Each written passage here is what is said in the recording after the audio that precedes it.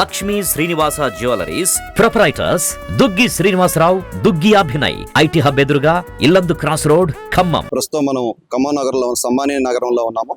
ఇక్కడ ఆర్ఎస్ఎస్ రాష్ట్రీయ స్వయం సేవక్ సంఘ్ వాళ్ళు పదసంచాలనం చేస్తున్నారు. దీనికి సంబంధించి కులమత భేదాలు లేకుండా అందరం కలిసికట్టుగా దేశాభివృద్ధి కోసం పాటుపడాలనే విషయం గురించి ఉంది. దీని గురించి కొన్ని ముఖ్య విషయాలు మనం తెలుసుకునేటటువంటి ఆర్ఎస్ఎస్ అంటే చాలా భారతదేశంలో సంచలన రాజకీయ పార్టీలు ఎప్పుడూ మాట్లాడుకునే మాటల్లో ఆర్ఎస్ఎస్ ఖచ్చితంగా ఉంటుంది. 1925 సెప్టెంబర్ 25న డాక్టర్ కేశవ్ బలరామ్ ఎగ్దేవర్ స్థాపించిన ఈ సంస్థ దినదిన ప్రవర్ధమానంగా పెరిగింది. ప్రపంచంలోనే అతిపెద్ద ఆర్గనైజర్గా పేరు పొంది భరతమాత కోసం పనిచేయాలనుకునే దేశం అంటే అభిమానం ఉన్న వాళ్ళు ఎవరైనా ఈ సంస్థలో చేరవచ్చు. అందరం కలిసి దేశం కోసం మనం అన్న కోణంలో పుట్టి వచ్చిందే ఆర్ఎస్ఎస్. దేశాభిమానం ఉన్న వాళ్ళు ఎవరైనా కూడా ఇందులో చేరవచ్చు. కానీ ప్రపంచానికి ఎంతో పరిచయం ఉన్న ఆర్ఎస్ఎస్ గురించి మీకు కొన్ని నిజాలు మనం తెలుసుకుందాం. ఆర్ఎస్ఎస్ కు మన దేశంలో అనునిత్యం జరిగేవి 65,000 శాఖలు ఉన్నాయి. ఈ సంస్థను నడుపుతున్న వారు కూడా అందులో సభ్యులే. భగవద్గీత కాషాయ జెండా ఆర్ఎస్ఎస్ లో అధినాయకత్వం. ఇక్కడ వ్యక్తి పూజలు ఉండవు.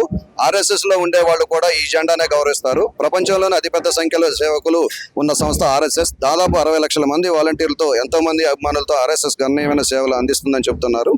ఆర్ఎస్ఎస్ సభ్యత్వం తీసుకున్న వారికి ఎటువంటి గుర్తింపు కార్డు కానీ, ఎటువంటి బిజినెస్ కార్డు కానీ ఇవ్వరు. కేవలం భరతమాతకు సేవ చేయాలని అనుకున్న వారు ఎవరైనా ఈ సంస్థలో చేరవచ్చు అంటూ చెప్తున్నారు. ఆర్ఎస్ఎస్ రాజకీయేతర సంస్థ కానీ మోడీ, వాజ్పేయి, అద్వానీ లాంటి బీజేపీ నాయకులు మాత్రం ఆర్ఎస్ఎస్ నుంచి వచ్చిన వాళ్ళు. అయితే చాలా మంది బీజేపీ పార్టీలో ఆర్ఎస్ఎస్ భాగం అని అనుకుంటారు. ఒక బీజేపీ పార్టీలోనే కాదు, కాంగ్రెస్ ఆ పార్టీల్లో కూడా ఆర్ఎస్ఎస్ నేపథ్యం నుండి వచ్చిన వాళ్ళు చాలా మందే ఉన్నారు. ఆర్ఎస్ఎస్ ధ్యేయం ఒకటే, యువత వ్యక్తిత్వాన్ని మలచడం ద్వారా దేశ నిర్మాణంలో పాలుపంచుకోవటం. ఇండో చైనా యుద్ధం జరిగే సమయంలో దేశ భద్రతకు అందరూ సరిహద్దుల వద్ద యుద్ధంలో ఉంటే అప్పుడు దేశ రక్షణకు ఆర్ఎస్ఎస్ సంస్థ ముందుకు వచ్చింది. వేల మంది ఆర్ఎస్ఎస్ సేవకులు యుద్ధ సమయంలో సేవా కార్యక్రమంలో పాల్గొన్నారు. ఎప్పుడు దేశంలో సంక్షోభం వచ్చినా ఆర్ఎస్ఎస్ కార్యకర్తలు ముందుంటారు. ఆర్ఎస్ఎస్ అనేది ముస్లింలకో లేదా క్రిస్టియన్లకో వ్యతిరేకం కాదు. దేశం అంటే గౌరవం ఉన్న, అభిమానం ఉండి సేవ చేయడానికి సిద్ధంగా ఉన్న వాళ్ళు ఎవరైనా ఆర్ఎస్ఎస్ లో చేరవచ్చు. మన సంస్కృతి సాంప్రదాయాలు కాపాడేందుకు దేశ రక్షణకు ఆర్ఎస్ఎస్ కట్టుబడి ఉంటుందని చెప్తున్నారు. ఆర్ఎస్ఎస్ లో కేవలం మగవారికే కాదు, మహిళలకు కూడా స్థానం ఉంది. రాష్ట్రీయ స్వయం సేవక్ సంఘ్ అని పురుషుల కోసం విభాగం ఉంటే, మహిళల కోసం రాష్ట్రీయ సేవికా సమితి అని ప్రత్యేక విభాగం ఉంది. కానీ రెండింటి లక్ష్యం మాత్రం ఒకటే.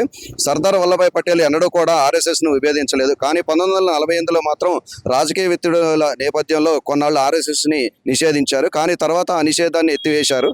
అయితే నిషేధం ఎత్తివేసిన తర్వాత సంతోషించే మొదటి వ్యక్తిని నేనే అంటూ ఆర్ఎస్ఎస్ గురించి లేఖ రాశారు. అది కొద్దిమంది మహాత్మా గాంధీని చంపింది ఆర్ఎస్ఎస్ అని ఆరోపిస్తుంటారు. కానీ నాథురామ్ గాడ్సే ఆర్ఎస్ఎస్ లో వాలంటీర్గా కొనసాగి 1930లోనే ఆర్ఎస్ఎస్ నుంచి బయటకు వెళ్ళిపోయారు. మహాత్మా గాంధీ హత్య జరిగినప్పుడు నాథురామ్ గాడ్సే ఆర్ఎస్ఎస్ లో లేరు. ఎవరి సొంత అభిప్రాయాలు వారుకుంటాయి. కొందరు అవలంబించే పద్ధతులు నచ్చక వారి మనసు ఏది చెప్తే దానికి తల వంచి విధి వంచితులవుతుంటారు. జాతీయ ఉదార భావాలున్న ఆర్ఎస్ఎస్ ను మహాత్మా గాంధీ మరియు డాక్టర్ అంబేద్కర్ గారు ఎంతో అభిమానించేవారు. 1963 గణతంత్ర దినోత్సవ వేడుకల్లో ఆర్ఎస్ఎస్ పరేడ్ కవాతు నిర్వహించారు. దాదాపు 3,500 మంది ఆర్ఎస్ఎస్ వాలంటీర్లు ఎర్రకోట సాక్షిగా రిపబ్లిక్ డే పరేడ్ లో పాల్గొన్నారు.